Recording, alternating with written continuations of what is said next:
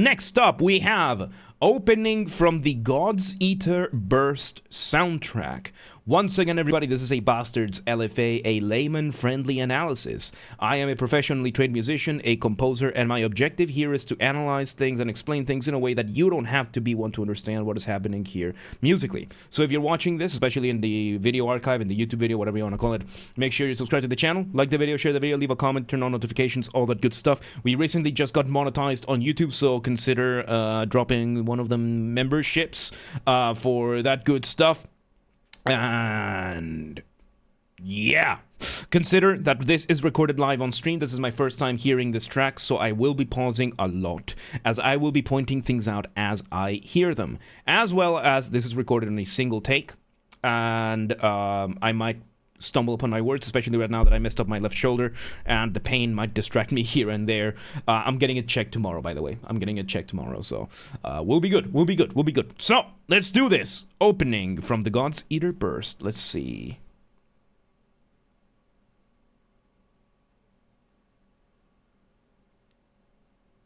Okay. Static. Bandai Namco. Very nice. Very nice. What do we got? Oh, back when it was Namco. Lovely. Okay, so... Oh, it looks like it's like the entire opening sequence of it. Okay, there we go. So the first... so the first, like, 25 seconds was like just the title screens that we see from Bandai Namco. Okay! So, let me hear that again. I just want to make sure that I get it right. Okay, so we start with a quick kick drum and a very cool, that was a very, very cool run with a synthesizer doing what could be considered our motif. Was not best quality, well, it's still good. It still counts. So, when it comes to this, we just had what is called a run.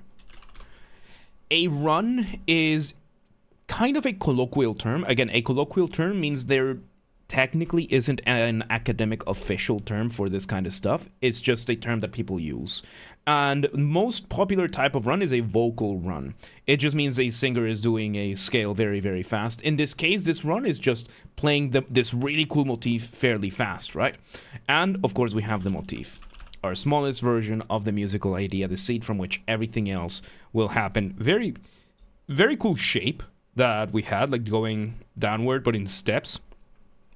Really, really cool. And then with all the reverb, that echo, that's just really, really cool. Let's see. It cut down, it cut out, and ooh.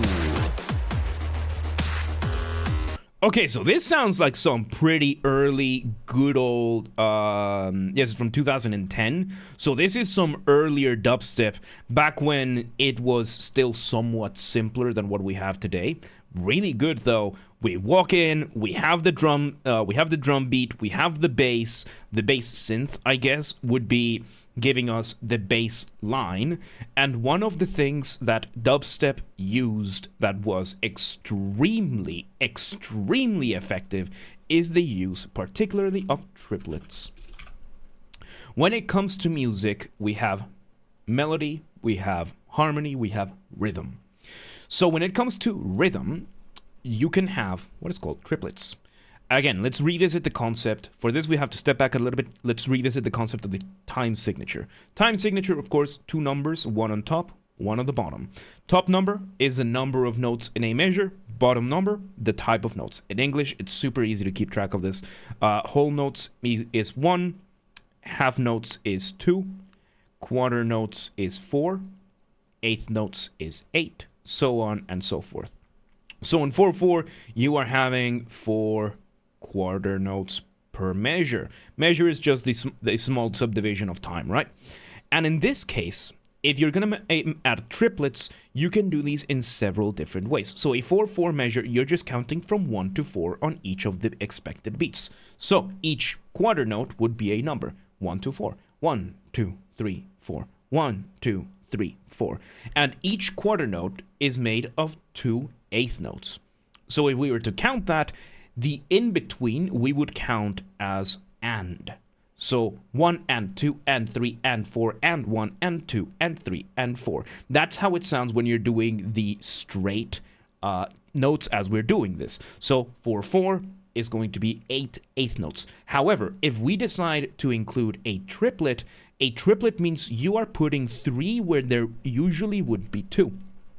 So in this case, if we add a triplet at the end, an eighth note triplet, that means we are playing 3 eighth notes where there would usually be 2. And this becomes incredibly popular in dubstep. Because now instead of going 1 and 2 and 3 and 4 and 1 and 2 and 3 and 4, now we are going 1 and 2 and 3 and 4 1 and 2 and 3 and 4 So this triplet gives us that extra sense of momentum, and it gives us this really cool push into the next measure.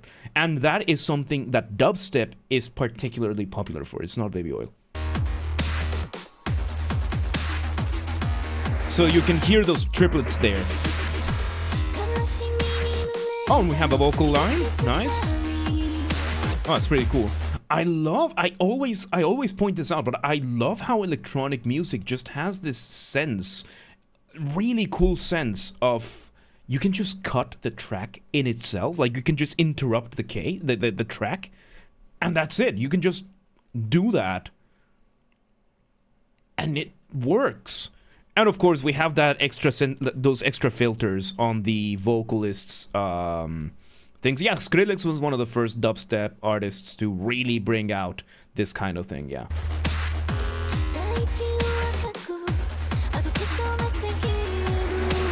So yeah, this is more like the verse. So what we had just here, right? We had the drum and bass. So we had an intro, of course. Then we had a run of the drum and the bass introducing the verse. So it's a repeat of the verse without the vocals. We had a repeat of that, and then we jumped into the verse with the vocals.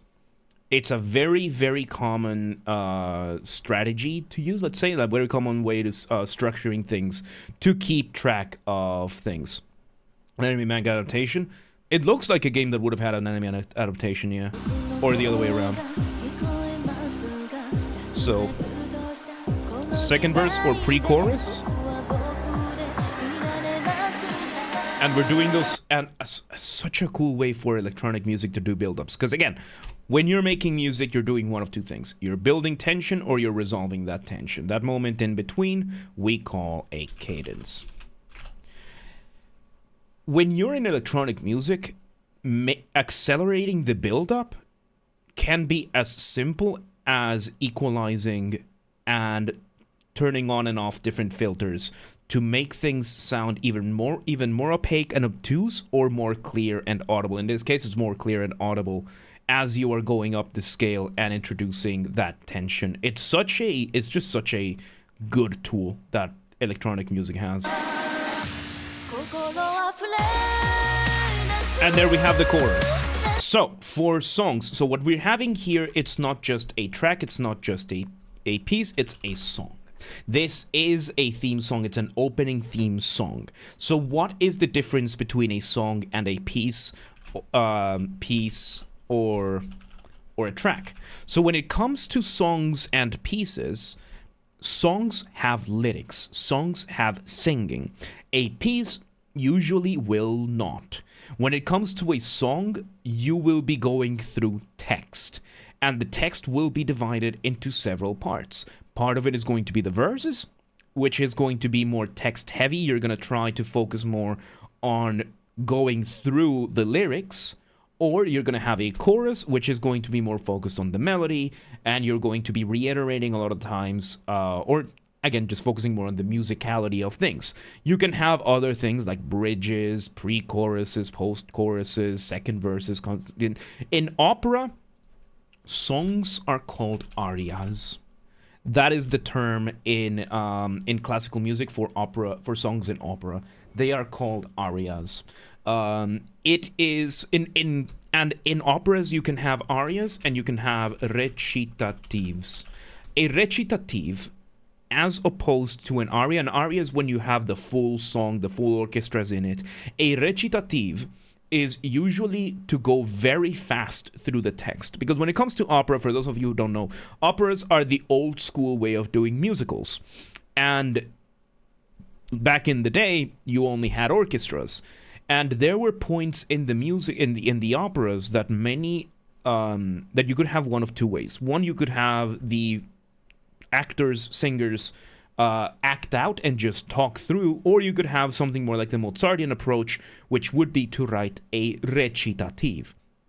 And in a recitative, you would have usually a single keyboard with maybe one or two instruments of the orchestra, and they would just play maybe one or two chords, and then the singers would go off and sing like 2 or 3 paragraphs of texts, right? So an aria would be more focused on that, and arias don't quite have the same structures as modern songs, because arias would be focused more on a specific part of the text that tells a more broader story, and they would have more the classical structure of form rather than what we call nowadays song structure. Song structure is the most like colloquial term, but the structure of a song. We would have more following the whole, okay, we're in part A, now we're in part B, part A prime, part C, that different kind of thing, instead of verse, chorus, intro, solo, whatever it is, right?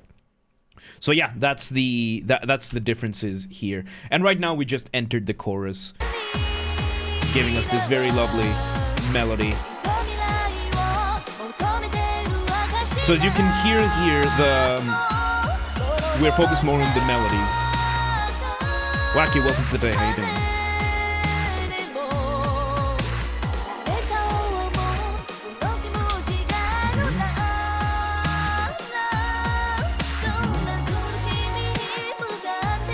Sounds like a post-chorus.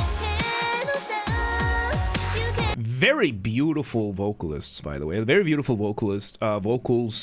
And we are having this layered thing when we're having a combination of the main singer singing the lyrics and then a backing vocalist just singing oohs and ahs. This is a very common thing to just add extra layers, extra harmony, which just adds more to the beauty of things. And the dubstep element of this track is pretty interesting too. I like it. I like the mix of the two. Man, the Japanese are just built different.